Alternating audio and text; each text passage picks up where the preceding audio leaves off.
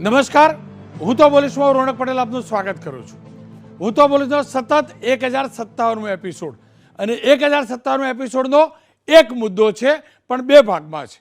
મુદ્દો છે ટિકિટનું ટેન્શન. જી હા, કોંગ્રેસ અને બીજેપી લોકસભાની 26 અને રાજ્ય વિધાનસભાની પેટા ચૂંટણીની 4 બેઠક એના માટે મુહૂર્તિયા એટલે કે ઉમેદવાર નક્કી કરવાની શરૂઆત કરી ચૂક્યું છે. ત્યારે તમામ એ નેતાઓને ટેન્શન છે.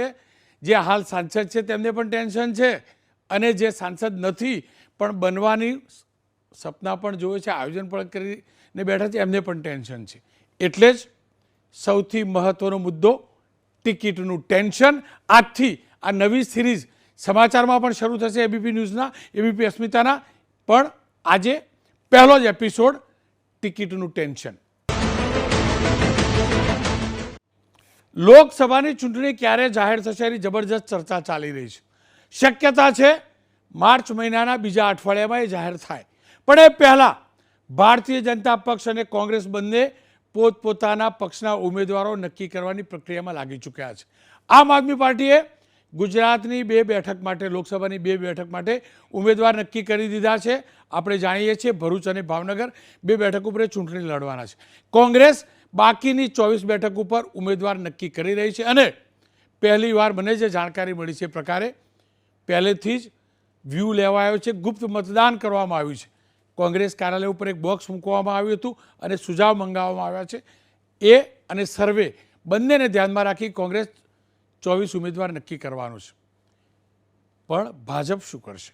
બીજેપી લોકસભાની તમામ 26 બેઠક 2014માં પણ જીત્યું હતું, 2019માં પણ બીજેપીએ જીતી છે અને હવે 24 છે. ત્યારે સવાલ એ છે કે 26 સાંસદો જે હતા, શું એ 26 સાંસદોમાંથી કેટલા રિપીટ થશે અને મીડિયાની ભાષામાં અથવા ચર્ચાની ભાષામાં કહું તો કેટલાનું પત્તું કપાશે. અનેક તર્ક વિતર્ક થઈ રહ્યા છે. એક એ પણ વાત આવી કે મહદ અંશે નો રિપીટેશનની થિયરી આવશે અને આપણે ગુજરાતમાં જોઈ ચૂક્યા છીએ. એ હકીકત છે કે આજે અને આવતીકાલે 2 દિવસ બીજેપીમાં સેન્સ લેવાની પ્રક્રિયા ચાલવાની છે. 2 દિવસ બાદ એટલે કે 28 તારીખે મુખ્યમંત્રીના નિવાસસ્થાને સ્ટેટ બીજેપીની એટલે કે બીજેપીની રાજ્યની સ્ટેટની પાર્લામેન્ટરી બોડી બેઠક મળશે. એમાં એક પેનલ નક્કી કરવામાં આવશે 3 નામની અને એ પેનલ કેન્દ્રીય નેતૃત્વને બીજેપી મોકલશે અને બીજેપીની કેન્દ્રીય નેતૃત્વની પાર્લામેન્ટરી બોર્ડની બેઠક 29 તારીખે મળવાની છે દિલ્હીમાં. સંભાવના છે એ વખતે કેટલાક નામો ઉપર મોહર પણ લાગશે અને નક્કી પણ થશે. કેમ કે CR પાટીલ પ્રદેશ અધ્યક્ષ છે, સાથે જ અમિતભાઈ શાહ ગાંધીનગરના સાંસદ પણ છે અને ગૃહમંત્રી પણ છે અને અમિતભાઈ શાહનું પરફોર્મન્સ આપણે જાણીએ છીએ. આ વિસ્તારની અંદર, લોકસભા વિસ્તારની અંદર જબરજસ્ત મહેનત પણ કરી છે અને લોકપ્રિયતા એમની સતત વધી પણ રહી છે અને તેમની પક્ષમાં અને સરકારમાં મહત્તા પણ જબરજસ્ત છે. આ સંજોગોમાં અમિતભાઈ શાહનું ચૂંટણી લડવાનું ગાંધીનગર બેઠકથી નિશ્ચિત છે એમ કહીએ તો જરાય ખોટું નથી. વાત રહી CR પાટીલની. CR પાટીલ 2019માં દેશમાં સૌથી વધુ લીડથી નવસારીની લોકસભા બેઠક જીત્યા હતા. 2009માં જીત્યા, 14માં જીત્યા અને 19માં પણ જીત્યા. એમનું પણ લગભગ નિશ્ચિત છે. એટલે આ બંને નેતા એવા છે, અમિતભાઈ શાહ અને CR પાટીલ, જેમનું ટિકિટ નિશ્ચિત છે. એ સિવાય બાકીની 24 બેઠકોનું શું થશે? અલગ અલગ વ્યૂ આવી રહ્યા છે અને વ્યૂ જાણવા જ આ કાર્યક્રમ કરી રહ્યો છું, ચર્ચા કરી રહ્યો છું. ચર્ચા રાજકીય વિશ્લેષકો સાથે કરી અને વિરામ બાદ ચર્ચા આપણે કરીશું કોંગ્રેસ અને બીજેપીના નેતાઓ સાથે. શરૂઆત સૌરાષ્ટ્ર, ઉત્તર ગુજરાત અને દક્ષિણ ગુજરાત અને મધ્ય ગુજરાતમાં કોને મળશે ટિકિટ? કોણ છે ટેન્શનમાં? કુલ મળીને ટિકિટનું ટેન્શન કોને, એની કરીએ ચર્ચા.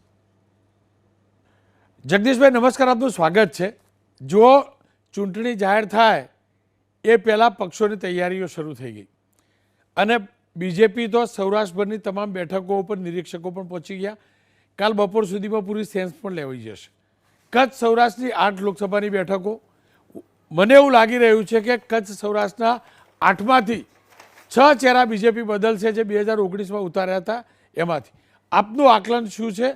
કોને કોને ફરીથી મોકો મળી શકે એવું લાગે છે અને કઈ કઈ બેઠક ઉપર બીજેપી નવા ઉમેદવારો પસંદ કરે એવું લાગી રહ્યું છે? રોનકભાઈ, 6 નહીં પણ 7 બેઠક ઉપર ચહેરા બદલાય એવી સંભાવના પૂર્ણપણે છે. એકમાત્ર કચ્છમાં જે વિનોદ ચાવડા અત્યારના સિટિંગ એમપી છે, સંભવતઃ એ નહીં બદલાય. બાકીની બધી જ સૌરાષ્ટ્ર કચ્છની 8 બેઠક છે, એટલે 7 સૌરાષ્ટ્રના જે છે એના ચહેરા બદલાઈ શકે છે. પણ હવે રાજકોટમાં કોનું નામ સંભળાય છે એ કહી દઉં. પરસોત્તમભાઈ રૂપાલા, આ લખી રાખો, લગભગ સત્યની ઘણું નજીક નામ હું આપને કહી રહ્યો છું. રાજકોટમાં પરસોત્તમ રૂપાલા, જામનગરમાં પૂનમબેન માડમને જો ચેન્જ કરવામાં આવે તો 2 નામ મહત્વના છે, રીવાબા જાડેજા અને મુળુભાઈ બેરા જે અત્યારે મંત્રી છે તે. આ પોરબંદરમાં જયેશભાઈ રાદડિયા 99% ફાઇનલ છે. રમેશભાઈ ધડુકે લગભગ અનિચ્છા વ્યક્ત કરી છે શારીરિક અને ઉંમરને કારણે, પણ એટલે જયેશભાઈ રાદડિયાનું ત્યાં 99.99% ફાઇનલ જેવું છે. જુનાગઢમાં 3 નામ છે. જુનાગઢમાં 3 નામ છે. આપની જાણ કરતા અત્યારે રાજેશભાઈ ચુડાસમા છે, એને નહીં જ મળે ટિકિટ, અને એની જગ્યાએ જેપી કાઠી જે આલ્ફા સ્કૂલ ઓફ ગ્રુપની છે, આલ્ફા ગ્રુપ 35-40 વર્ષથી શૈક્ષણિક સંસ્થા સાથે સંકળાયેલા છે, એટલે જેપી કાઠી એક ઓબીસી ચહેરો પણ છે. એટલે જેપી કાઠી ઉપરાંત દીપુબેન સોલંકી, એટલે કે પરસોત્તમ સોલંકીની વિધવા દીકરી છે, પણ બહુ જ સક્ષમ, કાર્યક્ષમ ને બધું છે. અને એ સંભવતઃ એટલા માટે હોઈ શકે કે જુનાગઢમાં ઉના પંથક, એટલે કે એ લોકસભામાં વિધાનસભા જો ઉના જો મત વિસ્તાર છે એ પણ આવે છે, અને એ કોળી બહુલ્ય છે. અમરેલીમાં હિરેનભાઈ હિરપરા એનું નામ પણ અત્યારે ચર્ચામાં છે. બાવકુ ઊંધાણ ને મુકેશભાઈ સંઘાણી એટલે ભાઈ દિલીપ સંઘાણીના ભાઈ, પરંતુ હિરેનભાઈ હિરપરા જે છે એનું નામ અત્યારે ચાલી રહ્યું છે. અને એક બીજું સરપ્રાઇઝલી જે અત્યારે ભાવનગરમાં નામ ચાલે છે મનસુખભાઈ માંડવિયાનું, એ સંભવતઃ એનું નામ અમરેલીમાં પણ ચાલે છે. પછી સુરેન્દ્રનગર, એમાં અત્યારે એ ઉલટફેર થાય એવી સંભાવના છે, કારણ કે ડોક્ટર મહેન્દ્ર મુજપરા જે છે એની જગ્યાએ કુંવરજી બાવળિયા જે જસદણથી ધારાસભ્ય છે અને અત્યારે મંત્રી છે, એ કુંવરજી બાવળિયાની પણ સંભાવના નકારી શકાય નહીં. હમણાં જ એરપોર્ટ ઉપર ગઈકાલે જ વડાપ્રધાન નરેન્દ્ર મોદીએ ભાઈ ભરત બોઘરાની હાજરીમાં કુંવરજી બાવળિયા સાથે મિટિંગ કરીને ભાવનગરમાં અત્યારે જે હોટ ફેવરિટ નામ છે તો મનસુખ માંડવિયાનું છે. પણ જો મનસુખ માંડવિયાને અમરેલીથી લડાવવામાં આવે તો ભારતીબેન શિયાળ છે એને રિપીટ કરવામાં આવે, કારણ કે એ પણ કોળી ચહેરો છે, કારણ કે કોંગ્રેસમાં કલહ જરા વધુ છે. રોનકભાઈ, જો કોંગ્રેસના કલરની તમે વાત કરી, તમને શું લાગે છે રાજકોટથી લલિત કગથરા ફરીથી ચૂંટણી લડશે એવું લાગે છે? તમને લાગે છે લલિત વસોયા પોરબંદરથી અથવા બીજી કોઈ બેઠકથી લડે? કોણ હોઈ શકે? જુઓ, કોંગ્રેસને લાગે કે રાજકોટમાં 4-5 નામ જે છે એ અત્યારે ચર્ચામાં છે. નંબર 1 ડોક્ટર હેમાંગ વસાવડા, ઓબીસીને કારણે આપને કહું છું, ડોક્ટર છે, ઓબીસી છે, સાફ ચહેરો છે. બીજું ઓબીસી એવો ચહેરો છે મહેશ રાજપૂત, એ પણ એક્ટિવ હોવાને કારણે એનું પણ નામ ચર્ચાઈ રહ્યું છે. બાકીના તમે જે કહો છો, એક તો જૂનું ને જાણીતો ઇન્દ્રનીલ રાજગુરુ, એ તો હોટ ફેવરિટ દર વખતની જેમ હોય જ છે. ચોથું નામ છે લલિત કગથરા, અને 5મું છે હિતેશભાઈ વોરા જે ચેમ્બર ઓફ કોમર્સમાં હતા તે. પણ લલિત કગથરા બહુ જ જાણીતું અને પોપ્યુલર નામ છે, એટલે એને રાખે તો અનેક ગણો ફાયદો 100% થઈ શકે. જામનગરમાં સૌથી હોટ જો કોંગ્રેસમાં એક માત્ર છે, વર્ષોથી હારવાની ટેવાયેલા છે, જુદી ઘટના છે, પણ મુળુભાઈ કંડોરિયા, કારણ કે પૈસાદાર માણસ છે, પૈસા ખર્ચી શકે એવો એક જ વ્યક્તિ છે, એટલે એ છે. બીજા ભીખોભાઈ વાડોદરિયા છે, એ પ્રદેશ કોંગ્રેસના ઉપપ્રમુખ હતા, એનું નામ પર થોડું ચર્ચાઈ, પણ સૌથી વધુ નામ મુળુભાઈ કંડોરિયાનું ચર્ચાઈ રહ્યું છે. પછી પોરબંદરમાં ભારતીય જનતા પાર્ટી સામે અર્જુનભાઈ મોઢવાડિયાનું અત્યારે છુપી રીતે નામ ચાલે છે, પણ આપણે બધા જાણીએ છીએ કોન્ટ્રોવર્સી કે અર્જુનભાઈ ક્યાંથી લડશે અથવા કયા પક્ષમાંથી લડશે એની અત્યારે દ્વિધા છે. પણ એક તો કાંઈ નહીં તો હોટ ફેવરિટમાં નંબર 1 નામ છે અર્જુન મોઢવાડિયા. જુનાગઢમાં 100% વિમલભાઈ ચુડાસમાને ટિકિટ મળવાની સંભાવના છે. પછી રહી વાત અમરેલી, તો અમરેલીમાં કન્ફર્મેશન જેવું છે. વીરજીભાઈ ઠુમ્મરની દીકરી જેનીબેન ઠુમ્મર, એની વાત છે. પ્રભાતની વાત હાલતી હતી, પણ હવે એને જિલ્લા પ્રભારી બનાવી દીધા પ્રભાતભાઈ દુધાતને, એટલે એની વાત 19-20 રહી. અને ભાઈની વીરજીભાઈની દીકરી છે જેનીબેન, એની વાત ચાલી રહી છે. ભાવનગરનું જગ જાહેર થઈ ચૂક્યું છે ઉમેશભાઈ મકવાણા આમ આદમી પાર્ટી તરફથી. અને સુરેન્દ્રનગરમાં 2 નામ ચાલે છે, એમાં એક હોટ ફેવરિટ છે અને બીજી સંભવતઃ હોટ ફેવરિટ છે સોમાભાઈ ગાંડાભાઈ પટેલ, અને ત્રીજું છે અને બીજું નામ છે ઋત્વિકભાઈ મકવાણા જે પૂર્વ એમએલએ હતા તે. જગદીશભાઈ, આપનો ખૂબ ખૂબ આભાર. ખેર, હવે વાત કરી લે ઉત્તર ગુજરાતની. ચિંતન મારી સાથે જોડાય છે. ચિંતન, 5 બેઠક મને લાગી રહ્યું છે ઉત્તર ગુજરાતથી 5 બેઠકમાંથી 4માં નવા ચહેરા આવશે. મહેસાણાથી શારદાબેન પરોક્ષ રીતે ના પાડી ચૂક્યા છે. તમને શું લાગી રહ્યું છે? ઉત્તર ગુજરાતની કઈ બેઠકમાં સાંસદને ફરીથી ટિકિટ બીજેપી આપી શકે? ક્યાં નવા ઉમેદવાર આવી શકે? જો રોનકભાઈ, સ્વાભાવિક રીતે જ અમિત શાહ કેન્દ્રીય ગૃહમંત્રી અને સહકારિતા મંત્રી છે, એટલે એ નિર્વિવાદ બાબત છે કે એમને કોઈ રિપ્લેસ નહીં કરી શકે અને નક્કી જ ગણાય છે. હવે જે એમના સિવાયની બાકીની જેટલી પણ સીટો ગણી આપણે, એ ચાહે બનાસકાંઠા હોય, સાબરકાંઠા હોય, પાટણ હોય કે મહેસાણા હોય, એ તમામે તમામ 4 બેઠકો ઉપર હું એવું માનું છું કે રિપ્લેસમેન્ટ્સ આવી શકે. સૌથી પહેલાં તો આપણે મહેસાણાની વાત કરીએ, કારણ કે મહેસાણામાં શારદાબેન પટેલ હાલના જે સાંસદ છે, તેમણે પહેલેથી જ ઘણા સમયથી અનિચ્છા દર્શાવી દીધી છે એમના પારિવારિક અને અંગત કારણોસર, અને તેમને એટલો રાજકીય પ્રસિદ્ધિનો કે પ્રતિષ્ઠાનો કોઈ મોહ નથી.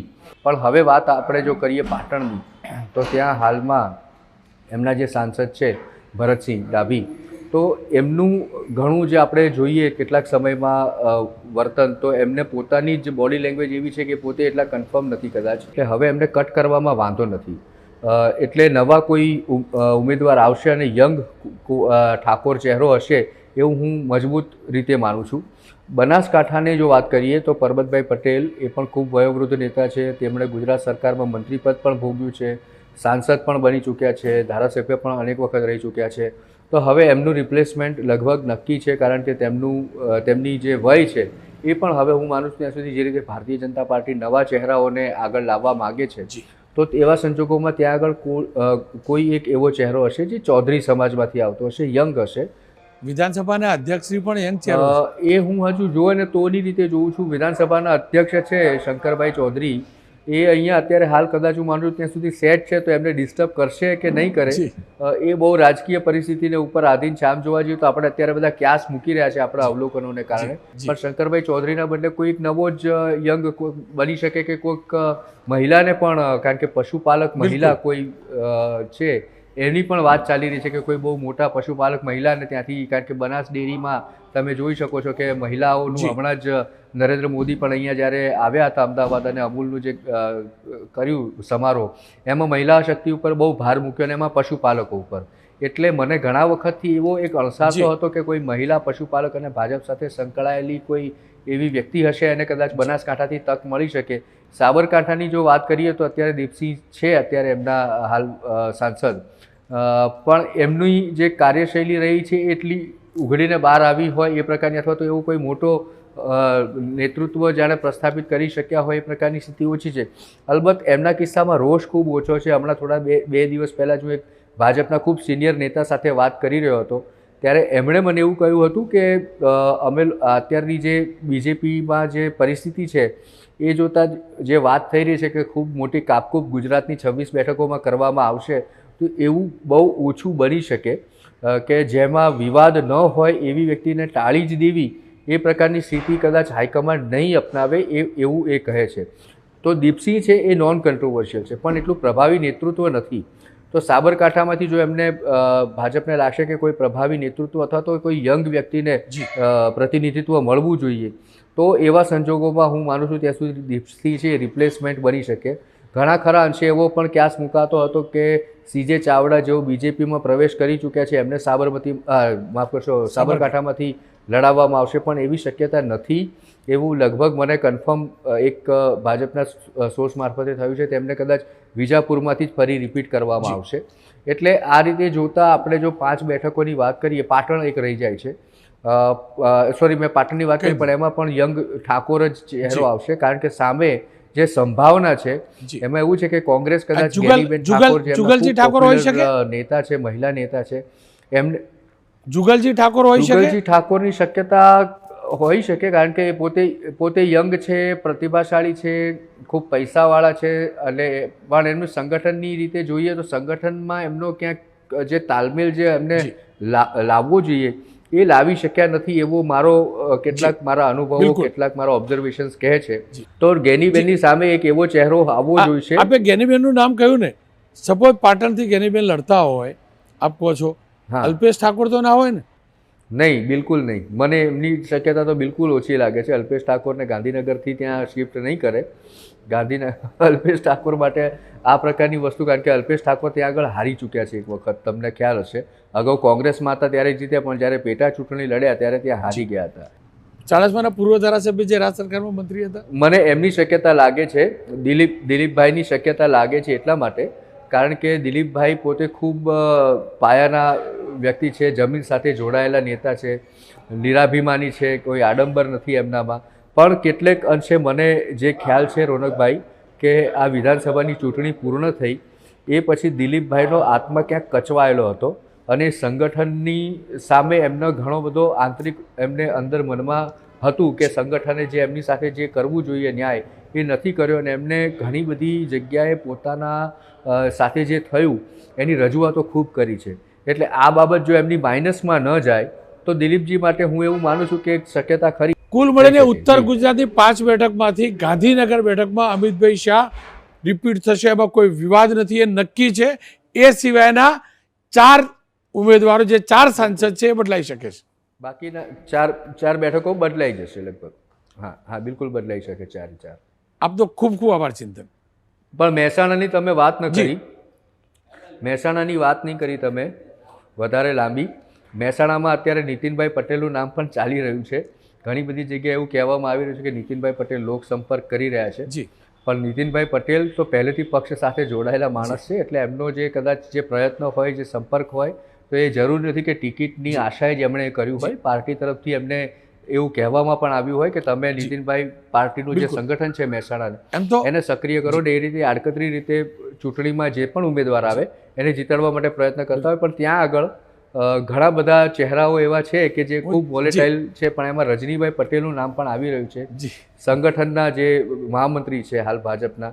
તો એમના માટે શક્યતા હું ક્યાંક જોઈ રહ્યો છું કે એમને કદાચ એક તક મળે, કારણ કે હમણાં મયંક નાયકને સંગઠનમાંથી સીધા જ રાજ્યસભાના સાંસદ બનાવવામાં આવ્યા છે. તો સંગઠનના લોકોને જો પ્રવૃત્તિ, કારણ કે હવે CR પાટીલનું સંગઠન લોકસભાની ચૂંટણી પછી પૂર્ણ થશે, તો એ વખતે સંગઠનના જે ચહેરાઓ છે એમને ક્યાંક ને ક્યાંક એડજસ્ટ કરવા પડશે, નવા લોકો આવશે. તો રજનીભાઈ પટેલ જે પહેલાં ગૃહમંત્રી રહી ચૂક્યા છે ગુજરાતના અને હાલ મહામંત્રી છે, એમને કદાચ એક તક આપે બીજેપી, તો એની મને નવાઈ નહીં લાગે. કચ્છ અને ઉત્તર ગુજરાત બાદ હવે વાત કરી લઈએ મધ્ય ગુજરાત. તો મધ્ય ગુજરાતની લોકસભાની 8 બેઠક, એબીપી અસ્મિતાનું આકલન છે કે 8માંથી 5 બેઠક ઉપર ભારતીય જનતા પક્ષ ઉમેદવાર બદલી શકે છે. બરોડા રંજનબેન ભટ્ટ, આણંદ મિતેશ પટેલ, ખેડા દેવુસિંહ ચૌહાણ કેન્દ્રીય મંત્રી છે, પંચમહાલ રતનસિંહ રાઠોડ, દાહોદ જસવંતસિંહ બાભોર, છોટાઉદેપુર ગીતાબેન રાઠવા, અમદાવાદ પૂર્વ, અમદાવાદને પણ મધ્ય ગુજરાતમાં ગણવામાં આવે છે, હસમુખભાઈ પટેલ, અમદાવાદ પશ્ચિમ ડૉક્ટર કિરીટભાઈ સોલંકી. કિરીટભાઈ સોલંકી વરિષ્ઠ નેતા છે, SC રિઝર્વ આ સીટ પણ છે, શક્યતા છે ત્યાં પણ બદલાય. જોકે કહેવું ઘણું મુશ્કેલ છે, પરંતુ નવા ચહેરા ઉતારવાની જે નીતિ છે, જે આયોજન દેખાઈ રહ્યું છે, એને જોઈને સ્પષ્ટ લાગી રહ્યું છે કે મધ્ય ગુજરાતમાં ચહેરા બદલાઈ શકે છે. અને એટલે જ હું કહું છું કે મધ્ય ગુજરાતની 8માંથી 5 બેઠકો ઉપર ભારતીય જનતા પક્ષ નવા ચહેરા ઉતારી શકે છે. વડોદરા રંજનબેન 2 ટર્મ પહેલાં 2014 બાદ તેઓ સાંસદ બન્યા હતા. નરેન્દ્રભાઈ રાજીનામું આપ્યું હતું લોકસભાની બેઠક ઉપર, ત્યારે બન્યા હતા, અને ત્યારબાદ 19માં બન્યા છે. અનેક નવા ચહેરા આવી શકે છે, અને એ જ પ્રતીતિ સેન્સ લેવાની જે પ્રક્રિયા શરૂ થઈ છે તેમાં પણ દેખાઈ રહ્યું છે. કદાચ એ જ કારણ છે કે અનેક લોકોના નામ માટે સેન્સ અપાઈ પણ છે, અને અનેક નવા નામ ચર્ચામાં પણ આવી રહ્યા છે. મધ્ય ગુજરાત, ઉત્તર ગુજરાત અને સૌરાષ્ટ્ર બાદ હવે વાત દક્ષિણ ગુજરાતની કરીશું. દક્ષિણ ગુજરાતની અંદર લોકસભાની 5 બેઠક છે. વલસાડ, નવસારી, સુરત, બારડોલી અને ભરૂચ. સંભાવના છે નવસારી સિવાય અન્ય બેઠકો પર ઉમેદવારો બદલાય. એબીપી અસ્મિતાનું આકલન પણ એ જ પ્રકારનું છે.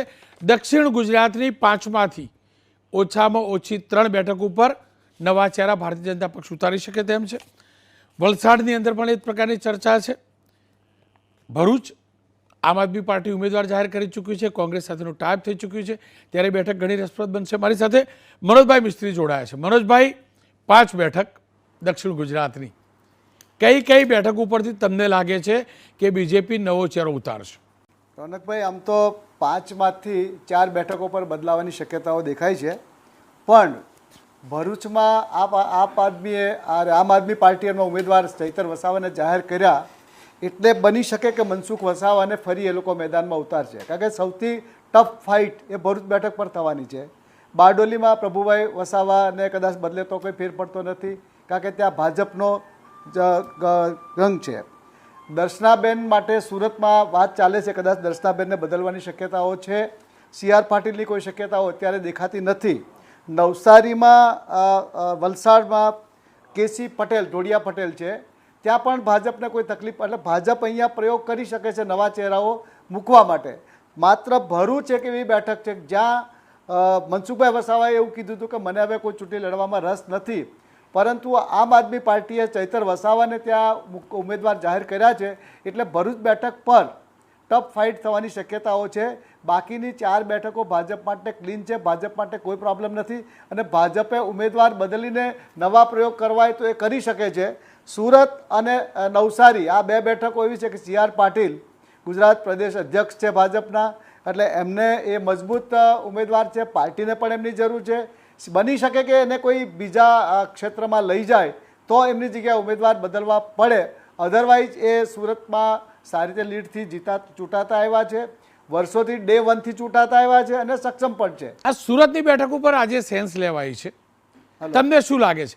જો બદલાય ઉમેદવાર તો મૂળ સુરતી આવે કે સૌરાષ્ટ્રવાસી આવે? જો અત્યાર સુધીના જે મારો અનુભવ છે અને જે આપણે ઓબ્ઝર્વ કરતા આવ્યા છીએ એ રીતે બની શકે કે સુરતી ઉમેદવાર મૂકવામાં આવશે તો નેતૃત્વ નેતાગીરીને કોઈ વાંધો નહીં હોય, પણ સુરત બહારનો જો કોઈ આવશે તો સમીકરણો બદલાઈ શકે છે. એટલે લાસ્ટ ટાઈમ પણ એવું થયું કે દર્શનાબેનને છેલ્લે ડિક્લેર કરવામાં આવ્યા હતા, કારણ કે ત્યાં એમની સામે મજબૂત ઉમેદવાર, આ પોલિટિકલ જે સમીકરણો છે કે કોઈ પણ એ લોકો મજબૂત ઉમેદવાર અહીંયા આવે એવું કોઈ ઈચ્છતું નથી. આમ પણ MP ગોવિંદભાઈને જાહેર કરી દીધા છે, રાજ્યસભામાં ચૂંટાઈને ગયા છે, એટલે બની શકે કે દર્શનાબેનની જગ્યાએ કોઈ પણ જો પસંદ કરવામાં આવશે તો એ સુરતી હશે ને સુરતી મહિલાને જે લોકો પસંદ કરશે એવું મારું માનવું છે. અત્યાર સુધીનું જે કંઈ જે પોલિટિકલ ગણિત ભારતીય જનતા પાર્ટીનું ચાલી રહ્યું છે તો એક બેઠક મહિલા માટે એ અનામત રાખે છે, અને વર્ષોથી આ બેઠક પર દર્શનાબેન ચૂંટાતા આવ્યા છે. તો દક્ષિણ ગુજરાત ભાજપ માટે ઇન્ટેક્ટ છે, અને ટ્રાઇબલ બેલ્ટમાં પણ હવે ભાજપે પગદંડો જમાવ્યો છે, એટલે ટ્રાઇબલ બેલ્ટમાં પણ ભાજપને કોઈ નુકસાન થાય આજની તારીખે આજના સમયે એવું કંઈ દેખાતું નથી. ભારતીય જનતા પાર્ટી મન મૂકીને જેમને પણ પ્રમોટ કરવા હોય એને કરી શકે છે. સુરતમાં દર્શનાબેનને બદલે તો પણ ત્યાં મહિલા બેઠક, અને એ પણ સુરતી હશે એવો ખુદ નરેન્દ્રભાઈનો પણ આગ્રહ રહ્યો છે, અને ભારતીય જનતા પાર્ટીના નેતૃત્વનો પણ આગ્રહ રહ્યો છે કે સુરતને એક મહિલા બેઠક આપવી પડે, એટલા માટે કે ટેકનિકલી મેં તમને કીધું એમ કે નવસારી બેઠક સુરતમાં ગણાય છે.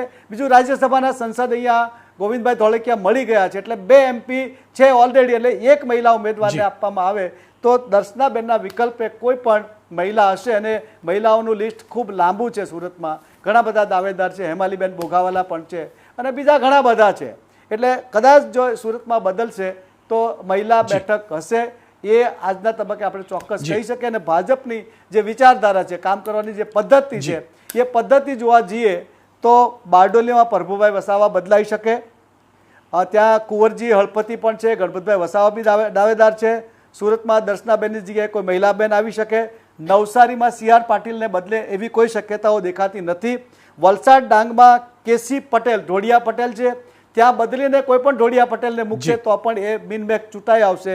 જે ફાઇટ થશે તે ભરૂચની બેઠક પર જ ફાઇટ છે, અને ભરૂચની બેઠક પર ચૈતર વસાવાને હરાવવા માટે કે ચૈતર વસાવાનો સામનો કરવા માટે ભાજપે ત્યાંનો આદિવાસીમાં જે લોકપ્રિય ઉમેદવાર હશે એ ગમતો હોય કે ના ગમતો હોય એમને ટિકિટ આપવી પડશે. જો 26 બેઠકો અને સાઉથ ગુજરાતની 5 બેઠકો અકબંધ રાખવી હોય તો.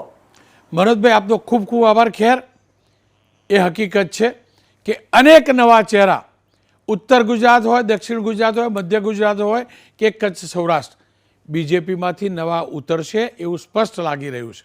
હાલ તો સેન્સ લેવાઈ રહી છે.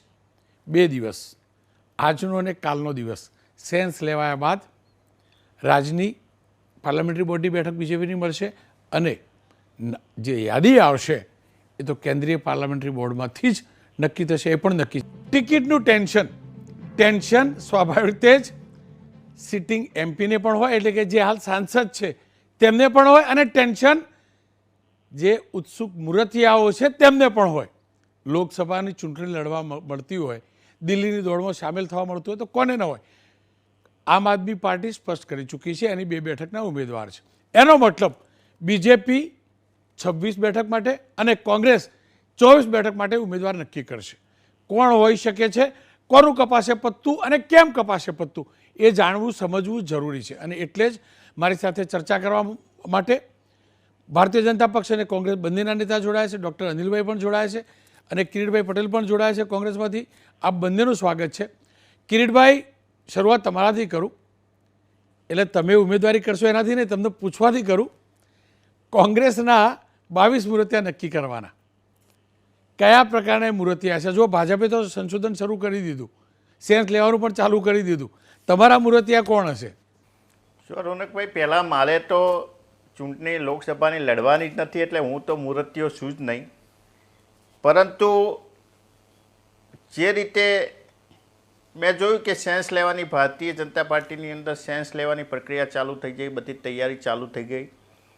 પણ કોઈ પણ પક્ષ હોય, અમારો કોંગ્રેસ હોય કે ભારતીય જનતા પાર્ટી હોય, એની અંદર રોનકભાઈ જે સેન્સ લેવાની બાબત છે ઇટ ઇઝ ઓનલી ફોર્માલિટી. સેન્સની અંદર જે પણ હોય, પણ પાર્ટીએ કોને ટિકિટ આપવી એ જુદા જુદા સંજોગો એના સર્વેના આધારે એ નક્કી થાય છે. દાખલા તરીકે મારી જ વાત કરો, કોઈ વ્યક્તિએ મારો સેન્સ આપ્યો નહોતો તોય હું 2017ની અંદર ધારાસભ્ય બન્યો. એટલે આ ફોર્મ્યુલા હોય છે. પરંતુ પાર્ટીઓ અલગ અલગ રીતે ઉમેદવારનો સર્વે કરાવતા હોય છે જુદી જુદી એજન્સી દ્વારા. ભારતીય જનતા પાર્ટીમાં ફરક એટલો છે કે અત્યારે રાજ્ય સરકારના અધિકારીઓ એ ભારતીય જનતા પાર્ટીની એક એજન્સી બની ગયા છે.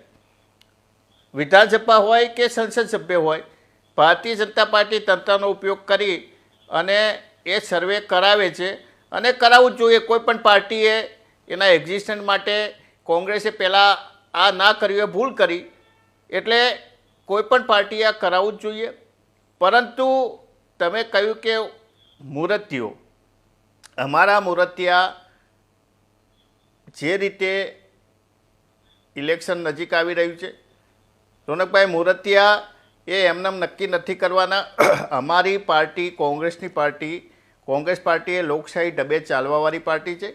અમે જે રીતે લોકોને વધુ પસંદ છે અને કોંગ્રેસ પાર્ટી એની રીતે સર્વે કરાયો છે ને સર્વેની અંદર ખરેખર લોકોની સામે, લોકોની વચ્ચે રહી અને લડી શકે, લોકોની રજૂઆત સંસદ સભ્ય સુધી કરી શકે, અમારા ઉમેદવાર લોકોના પ્રશ્નોની વાચા આપી શકે એવા છે. એટલે ટૂંક સમયની અંદર અમારા જે પણ મૂર્તિયા નક્કી કરવાના તે આપ પાર્ટી સાથે એલાયન્સ થયા પછી જે પણ ઉમેદવાર નક્કી કરવાના છે એ ટૂંક સમયની અંદર સારા ઉમેદવાર હશે. અને જે ભારતીય જનતા પાર્ટીના જે પણ ઉમેદવાર હશે એને ટક્કર આપી શકે એવા ઉમેદવાર છે. એટલા માટે કે ચૂંટણીની અંદર કિરીટભાઈ, આપ જોડાયેલા રહો. તમે એક ગંભીર આરોપ લગાવ્યો, ડૉક્ટર અનિલભાઈને જ પૂછી લઉં. ડૉક્ટર સાહેબ, કિરીટભાઈએ ગંભીર આરોપ લગાવ્યો કે અધિકારીઓ સર્વે કરીને ઇનપુટ્સ આપે છે, એના આધાર ઉપર તમે ઉમેદવાર નક્કી કરો છો. એમનો કહેવાનો મતલબ એ હતો કે આ સેન્સ લેવાની પ્રક્રિયા બધું ખાલી દેખાવા પૂરતું છે. લિસ્ટ તો અધિકારીઓ નક્કી કરી આપતા હોય છે કે કોની જીતવાની શક્યતા વધુ છે. ખરેખર આવું છે તમારા પક્ષમાં? નહીં, જો ખરેખર જોવા જઈએ તો કિરીટભાઈ તો કોંગ્રેસના પ્રવક્તા છે, એટલે એ કોંગ્રેસની પદ્ધતિ જ જાણતા હોય અને સ્વાભાવિક છે કે કોંગ્રેસની પદ્ધતિ વાત કરે. કોંગ્રેસમાં પરિવારના 2 જ લોકો આખા દેશની ટિકિટો લોકસભાની નક્કી કરતા હોય, વિધાનસભાની નક્કી કરતા હોય. એક રાજ્યમાં 50 મહામંત્રી બનાવવાના હોય તો એ પણ કોંગ્રેસના એ 2 દિલ્હી સ્થિત પરિવાર નક્કી કરતું હોય. ભારતીય જનતા પાર્ટી એ હંમેશા લોકતાંત્રિક વ્યવસ્થામાં માને છે. ભારતીય જનતા પાર્ટીમાં તમે હમણાં જ રાજ્યસભાના કેન્ડિડેટ જોયા હોય કે વિધાનસભાના કેન્ડિડેટ જોયા, એક બૂથનો કાર્યકર્તા રાષ્ટ્રીય પ્રમુખે બની શકે છે અને પ્રધાનમંત્રીએ બની શકે છે, એ મુખ્યમંત્રીએ બની શકે છે. આપણે અનેક વખત જોયું છે. ભારતીય જનતા પાર્ટીમાં આ લોકસભાના સંદર્ભમાં અમારી રોનકભાઈ ત્રિસ્તરીય પદ્ધતિ ગુજરાતમાં છે અને પછી ઉપલું સ્તર અમારું દિલ્હીનું છે. સૌપ્રથમ જે અત્યારે 2 દિવસની અમારી પ્રક્રિયા છે એમાં મંડળના પ્રમુખ અને એની ઉપરના જે જવાબદાર કાર્યકર્તા જુદી જુદી 13 શ્રેણી છે. આ 13 શ્રેણીના કાર્યકર્તાઓને સાંભળીને જે તે લોકસભા સીટની વ્યૂહરચના, જુદા જુદા કેન્ડિડેટો જેને પોતાને વ્યક્તિગત રીતે ચૂંટણી લડવાની ઈચ્છા છે એમના ઓપિનિયન, સાથે સાથે એમની સામાજિક ભાથું શું છે, એમની સાથે રાજકીય કામગીરી અને ચૂંટણી જીતવાના સંદર્ભમાં એની વ્યૂહરચના, આ બધી જ વસ્તુનું આકલન અમારા ઓબ્ઝર્વરો કરતા હોય છે. ત્યારબાદ જે તે જિલ્લા અને મહાનગરનું જે કોર કમિટી કે જે જિલ્લાનું સંકલન કહેવાય એ જિલ્લા પાર્લામેન્ટરી બોર્ડ સાથે આ ત્રણેય ઓબ્ઝર્વરો બેસશે. એમાં પણ જે જુદા જુદા નામ આવેલા છે એની વિસ્તૃત ચર્ચાઓ થાય છે. એમાંથી કેટલાક નામો ફિલ્ટર થાય, ફિલ્ટર થઈને પ્રદેશ પાર્લામેન્ટરી બોર્ડ આવે, ત્રીજું સ્તર જ અમારું. અને ત્યાં અમારું જે એક્સપિરિયન્સ અમારા કાર્યકર્તા છે, જે અમારા પ્રમુખ નેતાઓ છે, એ નેતૃત્વ ગુજરાતના હિતમાં અને દેશના હિતમાં આવનારા સમયમાં કયા કેન્ડિડેટ વધારે સામાજિક સેવા, રાજકીય રીતે પોતાનું ભાથું પૂરું પાડે એના આધારે દિલ્હી જતું હોય છે. પણ કુલ મળીને રોનકભાઈ અમારા ત્યાં કેન્ડિડેટ કરતાં હંમેશા ભારતીય જનતા પાર્ટી લડે છે. એક પક્ષ એની વિચારધારાનું મહત્ત્વ છે. ડૉક્ટર સાહેબ, બહુ બધા પત્રકારો સાથે મેં ચર્ચા કરી, તમારા પક્ષના નેતાઓ સાથે પણ ચર્ચા થાય. બધા એમ કહે છે કે 26માંથી 18 તો નવા ચહેરા આવી જશે. અને બીજું 33% મહિલા અનામત ભલે આ વખતે લાગુ નથી કરવાના, પણ એક સંદેશો આપવાનો તો પ્રયાસ થશે. તમને લાગે છે કે 18 નવા ચહેરા આવશે? તમને લાગે છે મહિલાઓની ઉમેદવારી વધશે?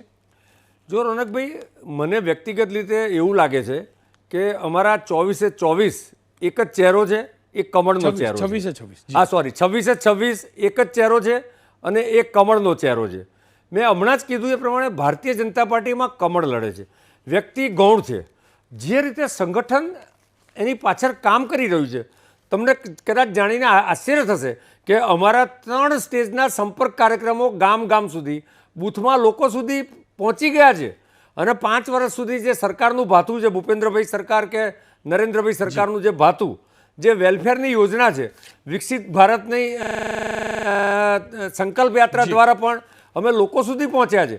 અમારા ત્યાં કેન્ડિડેટનું મહત્ત્વ, અને અમે લોકસભાની ચૂંટણીમાં કેન્ડિડેટ કરતાં જે તે પાર્ટીની વિચારધારાને મહત્ત્વ લોકો મત આપે છે. અને નરેન્દ્રભાઈ, અમિતભાઈનું નેતૃત્વ આજે સમગ્ર દેશને જે રીતે પ્રાપ્ત થયું છે ભારતીય જનતા પાર્ટીના માધ્યમથી, અમારા ત્યાં 26/26 ચહેરા એક કમળના ચહેરા હશે. હું વિરામ પહેલાં વાત કરતો હતો રાજકોટના સિનિયર જર્નાલિસ્ટ સાથે, અને એમને કહ્યું કે રાજકોટથી લલિત કગથરા ચૂંટણી લડી શકે છે. તમે લલિત કગથરા, લલિત વસોયા ત્રિપુટી ગણાતી. શું લલિત કગથરા ચૂંટણી લડવાના, લલિત વસોયા ચૂંટણી લડવાના? તમે ના પાડી તો તમારા 2 મિત્રોમાંથી કયા મિત્ર લડવાના? જો રોનકભાઈ, બંને મિત્રો અમારા લલિત વસોયા કે લલિત કગથરા એ અમારી સાથે જે રીતે તમે કહ્યું ત્રિપુટી છે, અમે 3 મિત્રો છીએ, અંગત મિત્રો છે, એ ચૂંટણી લડવાના નથી, એ સંગઠનની અંદર કામ કરી રહ્યા છે. એટલે એમની જે લડવાની વાત છે એ વાત સાથે હું સંમત નથી. પરંતુ મારે જવાબ અનિલભાઈને આપવો છે કે અમારું કમલ લડે છે, અમારી ભારતીય જનતા પાર્ટી લડે છે, અને ત્રિસ્તરીય એની પદ્ધતિ છે, અને નક્કી કર્યા પછી અમે ટિકિટ આપીએ છીએ.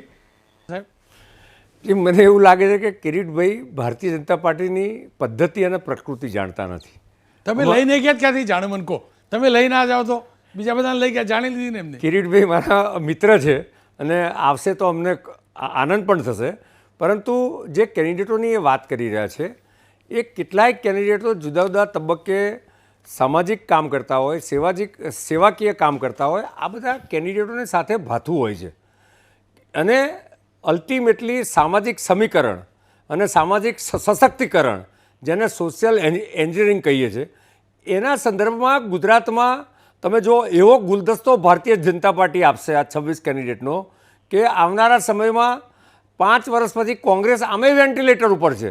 એટલે 5 વર્ષ પછી તો કોંગ્રેસ ક્યાંય દેખાવાની નથી. ભારતીય જનતા પાર્ટી પોતાની તાકાત, પોતાનો પરિશ્રમ અને જનવિશ્વાસ, નેતા નિયતિ અને નેતૃત્વ, આના આધાર પર ચૂંટણી લડે છે. અને એટલે અમને વિશ્વાસ છે કે આ વખતે દેશના મોટાભાગના બૂથોમાં જી. 50% કરતાં વધુ મત લેવા, ડૉક્ટર હાલ તો ઉમેદવારની જ વાત કરીએ. હાલ ઉમેદવારની વાત એટલે એવા ઉમેદવાર નક્કી થશે કે દરેક બૂથમાં અમે 370 કરતાં પણ ગઈ વખત કરતાં જી. નવા 370 મત એડ કરવાના જી. છે. ખેર- આ પ્રકારના ઉમેદવાર નક્કી થશે. ખેર એકલી લોકસભાની સાથે વિધાનસભાની 4 બેઠકોની પેટા ચૂંટણી પણ થઈ રહી છે. કિરીટભાઈ, 4 બેઠકોની પેટા ચૂંટણી, એ 4 પૈકીની 2 બેઠક તો તમારી હતી, એટલે કે કોંગ્રેસના ઉમેદવારો જીતતા હતા, જે ખાલી કરી રાજીનામા આપીને ભાજપમાં ગયા. એ 4 બેઠકોમાંથી 2 બેઠક એક અપક્ષની હતી, એક આપની વિસાવદરની. તમને ક્યાં ક્યાં ભરોસો છે 4 બેઠકોમાંથી કોંગ્રેસને, અને એના ઉમેદવાર કોણ હોઈ શકે? જો રોનકભાઈ, જે 4 બેઠકો છે એની અંદર જે અમારા સીજે ચાવડા અને ચિરાગ પટેલ બંને અમારા કોંગ્રેસના ઉમેદવાર હતા. ધારાસભ્ય પ્રજાએ એમને મત આપ્યા હતા અને એમને પ્રજા સાથે દ્રોહ કરી અને ભારતીય જનતા પાર્ટી સાથે એ ભરી ગયા, એમની સાથે જોડાણ કર્યું અને ચૂંટણી લડવાના છે. એટલે આ બંને જે કોંગ્રેસ પક્ષના બંને ઉમેદવારો હતા એ ઉપર તો ચોક્કસ જે વિસ્તારની પ્રજા છે એ વિસ્તારની પ્રજા, તમે જોયું છે કે જે પણ અગાઉના ધારાસભ્યો પ્રજા સાથે દ્રોહ કર્યો અને એનું પરિણામ ગુજરાતની જનતાએ, ગુજરાતના લોકોએ બતાવ્યું છે. એટલે બંને સીટ ઉપર અમને વિશ્વાસ છે ગુજરાતની પ્રજા ઉપર, એ વિજાપુર હોય કે ખંભાત હોય, આ બંને વિસ્તારના મતદારો ઉપર કે બંને સીટો અમારી કોંગ્રેસની ફરીથી આવવાની છે. અને જે પ્રમાણે અમારી બહુ 17 અમારા ઉમેદવાર હતા અને એક જે વિસાવદરની સીટ ઉપર ત્યાં પણ અમારી કોંગ્રેસ વિજેતા બનવાની છે. મને લાગે છે કે 3 સીટો ઉપર અમારી 4 સીટોનું જે લોકસભા વિધાનસભાની અંદર ચૂંટણી થવાની છે, 4માંથી 3 કોંગ્રેસ ચોક્કસ વિજેતા બનવાની છે. ખેર, તમારા એક મિત્ર હર્ષદ રીબડિયા તેઓ હારી ગયા, એ પણ યાદ કરાવી દઉં. ખબર નથી હવે બીજેપી એમને ઉમેદવાર બનાવશે કે આપવાળા ભાઈને બનાવશે. ડૉક્ટર સાહેબને પૂછી લો. ડૉક્ટર સાહેબ, તમે 4 લઈ ગયા રાજીનામા અપાવડાને તમારા પક્ષમાં, જોડવાના હતા એ નક્કી હતું, ના પાડતા હતા એ પણ નક્કી છે, ઉમેદવાર બનાવવાના છે. 4-4 જીતાડી શકશો ખરા? હું એટલે પૂછું છું, અલ્પેશ ઠાકોરને લઈ ગયા હતા, નહોતા જીતાડી શક્યા. ધવલસિંહ ઝાલાને નહોતા જીતાડી શક્યા. જો રોનકભાઈ, એક તો અમે લઈ ગયા એવું નથી.